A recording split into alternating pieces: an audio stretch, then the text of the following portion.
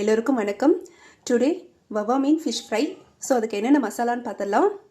நான் பெரிய வெங்காயம் சின்ன வெங்காயம் ரெண்டுமே கலந்து போட்டிருக்கேன். 10 பல் பூண்டு, ஒரு அரை தக்காளி, ஒரு அரை இஞ்சி துண்டு, 1 table spoon chilli powder,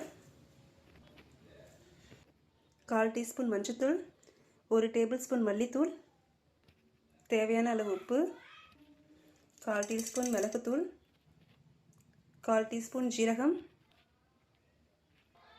1/4 teaspoon பெருஞ்சீரகம், கடைசியாக டேஸ்ட்டுக்கு புளி தண்ணி,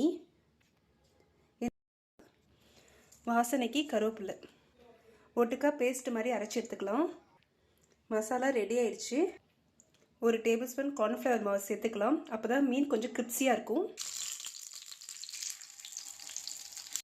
fish fry ready. Thanks for வாட்சிங்.